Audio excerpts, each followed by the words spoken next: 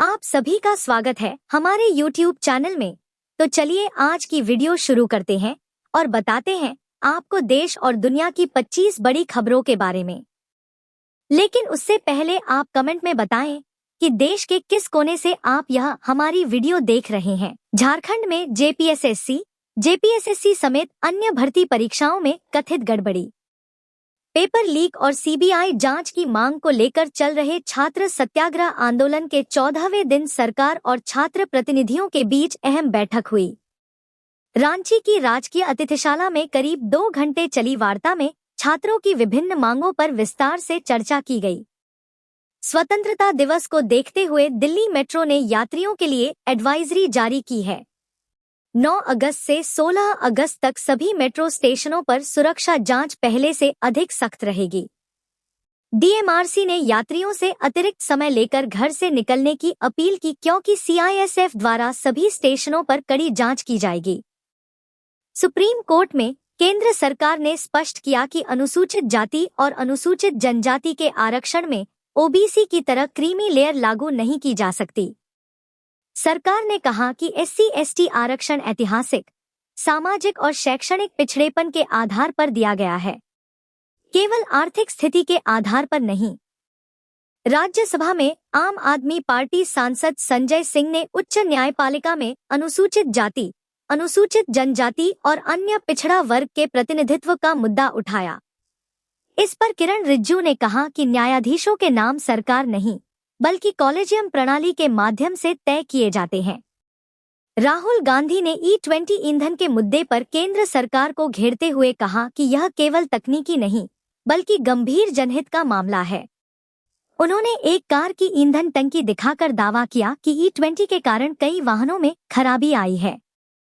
उन्होंने आगे कहा कि मामले की निष्पक्ष जांच होनी चाहिए और सरकार को लोगों की चिंताओं का जवाब देना चाहिए। मानसून सत्र में विपक्ष के लगातार हंगामे के कारण लोकसभा और राज्यसभा की कार्यवाही सोमवार तक स्थगित कर दी गई। विपक्ष गृह मंत्री अमित शाह के बयान की मांग पर अड्डा रहा। संसदीय कार्य मंत्री किरण रिजिजू ने कहा कि गृह मंत्री संसद में मौजूद रहते थे, लेकिन विपक्ष यह तय नहीं कर सकता कि सरकार की ओर से जवाब कौन देगा। परिसीमन विधेयक को लेकर डीएमके ने सरकार के सामने 3 प्रमुख शर्तें रखी हैं। पार्टी चाहती है कि राज्यों की लोकसभा सीटों पर लगी रोक 25 वर्ष और बढ़ाई जाए। सभी राज्यों की सीटें 50% बने और कानून में स्पष्ट किया जाए कि किस राज्य को कितनी सीटें मिलेंगी और इन शर्तों के बाद ही समर्थन पर फैसला लिया जाएगा।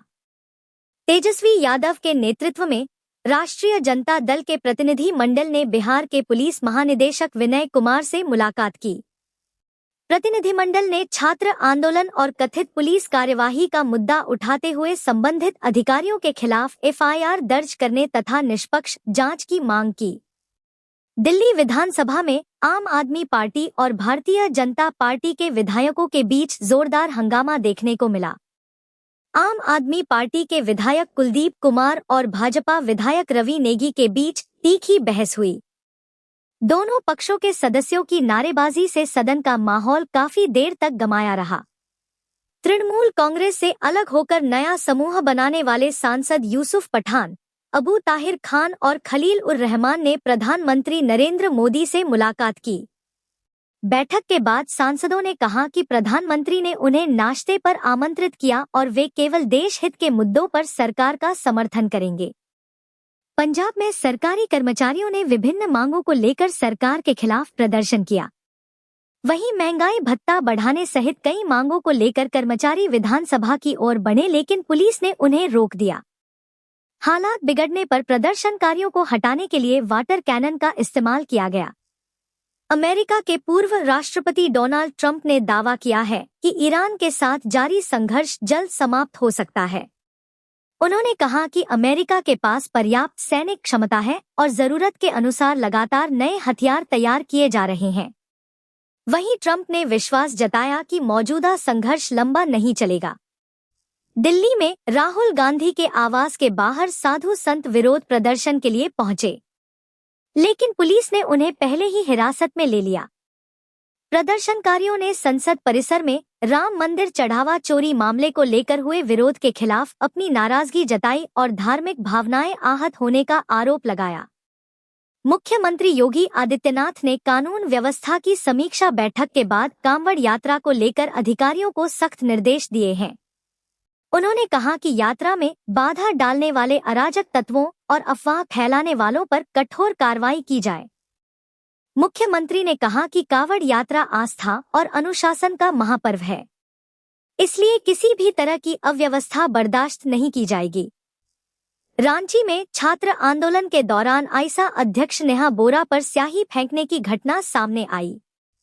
मार्च के दौरान हुई इस घटना के बाद प्रदर्शन स्थल पर कुछ समय के लिए अफरा तफरी मच गई। वहीं छात्र संगठनों ने घटना की निंदा करते हुए दोषियों के खिलाफ कड़ी कार्यवाही की मांग की है। रूस और यूक्रेन के बीच युद्ध लगातार तेज होता जा रहा है। रूसी रक्षा मंत्रालय ने दावा किया है कि उसकी सेना ने पिछले 12 घंटों में यूक्रेन के 600 से अधिक ड्रोन मार गिराए हैं और इससे पहले रूस ने कीव और आसपास के इलाकों में भी बड़े पैमाने पर हवाई हमले किए थे। डॉलर के मुकाबले भारतीय रुपया मामूली बढ़त के साथ लगभग स्थिर बंद हुआ। इस बीच विदेशी मुद्रा कारोबारियों के अनुसार पश्चिम एशिया में तनाव और कच्चे तेल की बढ़ती कीमतों का असर मुद्रा बाजार पर बना हुआ है। वहीं वैश्विक हालात में सुधार होने पर रुपए को और मजबूती मिल सकती है। सर्राफा बाजार में सोने और चांदी की कीमतों में बड़ी तेजी दर्ज की गई। इस बीच 24 कैरेट सोने के भाव में करीब 2,200 रुपए और चांदी में करीब 7,400 रुपए की बढ़ोतरी हुई। वहीं विशेषज्ञों के अनुसार वैश्विक तनाव और सुरक्षित निवेश की मांग बढ़ने से कीमती धातुओं की कीमतों में तेजी बनी हुई है। महाराष्ट्र सरकार ने आतंकवाद और कट्टरपंथी विचारधारा के प्रसार पर रोक लगाने के लिए 114 कट्टरपंथी प्रकाशनों पर प्रतिबंध लगा दिया है। गृह विभाग ने इस संबंध में राजपत्र अधिसूचना जारी की है। वहीं एटीएस और खुफिया एजेंसियों की रिपोर्ट आधार पर यह कार्यवाही की गई, जिसमें कट्टरपंथी साहित्य और डिजिटल सामग्री के लगातार प्रसार की जानकारी सामने आई थी। अंबेडकर नगर में मुख्यमंत्री योगी आदित्यनाथ ने समाजवादी पार्टी पर तीखा हमला बोला। उन्होंने कहा कि विपक्ष ने विधानसभा की कार्यवाही नहीं चलने दी और विकास कार्यों में बाधा डाली। उन्होंने आगे आरोप लगाया कि पूर्ववर्ती सरकार के समय कानून व्यवस्था कमजोर थी और माफिया तंत्र को संरक्षण मिलता था। पंजाब सरकार ने अमृतसर के पुलिस आयुक्त गुरप्रीत सिंह भुल्लर का तबादला कर दिया है। उनकी जगह डीआईजी हरमनवीर सिंह गिल को अतिरिक्त प्रभार सौंपा गया है। वह सरकार का कहना है कि कानून व्यवस्था को और प्रभावी बनाने के लिए यह प्रशासनिक फैसला लिया गया है। अतीक अहमद के बेटे की मौत के बाद उसके भाई उमर अहमद और अली अहमद को इलाहाबाद हाईकोर्ट से राहत मिली है। अदालत ने दोनों को छोटे भाई के जनाजे में शामिल होने के लिए पैरोल मंजूर कर दी। वहीं आवश्यक कानूनी प्रक्रिया पूरी करने के बाद दोनों को अंतिम संस्कार में शामिल होने की अनुमति दी जाएगी। इजराइल ने दक्षिणी लेबनान में हिजबुल्लाह के ठिकानों पर हवाई हमला किया है। हमले में एक व्यक्ति की मौत और कई लोगों के घायल होने की खबर है। वहीं इजराइल ने हिजबुल्लाह पर युद्ध विराम का उल्लंघन करने का आरोप लगाया है। इस बीच क्षेत्र में तनाव लगातार बढ़ता जा रहा है। सप्ताह के आखिरी कारोबारी दिन भारतीय शेयर बाजार गिरावट के साथ बंद हुआ। इस बीच सेंसेक्स 456 अंक और निफ्टी 65 अंक लुढ़क गया। वहीं बैंकिंग शेयरों में सबसे अधिक बिकवाली देखने को मिली, जबकि सूचना प्रौद्योगिकी और ऑटो क्षेत्र के कुछ शहरों में खरीदारी दर्ज की गई। प्रधानमंत्री नरेंद्र मोदी से शिवसेना सांसदों के प्रतिनिधि मंडल ने मुख्यमंत्री एकनाथ शिंदे के नेतृत्व में मुलाकात की। बैठक के बाद एकनाथ शिंदे ने बताया कि प्रधानमंत्री ने उन्हें चाय पर आमंत्रित किया था। इस दौरान महाराष्ट्र के विकास, केंद्र और राज्य के समन्वय तथा विभिन्न विकास परियोजनाओं को लेकर विस्तार से चर्चा हुई। मुख्यमंत्री योगी के बयान पर समाजवादी पार्टी प्रमुख अखिलेश यादव ने सोशल मीडिया पर पलटवार किया। उन्होंने आरोप लगाया कि सरकार विकास के नाम पर केवल दिखावा कर रही है। अपने पोस्ट में उन्होंने सरकार के खर्च और विकास कार्यों को लेकर तीखे सवाल उठाए और मुख्यमंत्री पर व्यंग भी किया।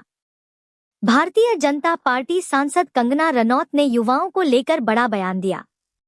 उन्होंने कहा कि देश का युवा भारतीय संस्कृति और परंपराओं को आगे बढ़ाने का काम कर रहा है।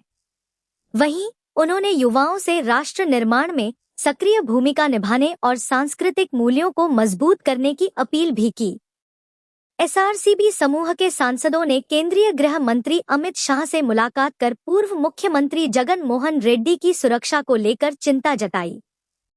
प्रतिनिधिमंडल ने गृह मंत्री को ज्ञापन सौंपते हुए सुरक्षा व्यवस्था मजबूत करने की मांग की और पूरे मामले में उचित कार्यवाही का आग्रह किया। प्रयागराज दौरे से पहले राहुल गांधी ने सोशल मीडिया पर पोस्ट जारी कर कहा कि वह छात्रों से मिलने आ रहे हैं। उन्होंने दावा किया कि व्यवस्था ईमानदारी से काम नहीं कर रही, लेकिन छात्रों की मेहनत और संघर्ष पर किसी को संदेह नहीं होना चाहिए। मोरक्को से बढ़ती घुसपैठ के बाद स्पेन सरकार ने बड़ा कदम उठाते हुए सटा तट पर फ्लोटिंग बैरियर लगाने की शुरुआत कर दी है। सरकार का कहना है कि इस व्यवस्था का उद्देश्य अवैध घुसपैठ को रोकना और समुद्री सीमा की सुरक्षा को और मजबूत करना है।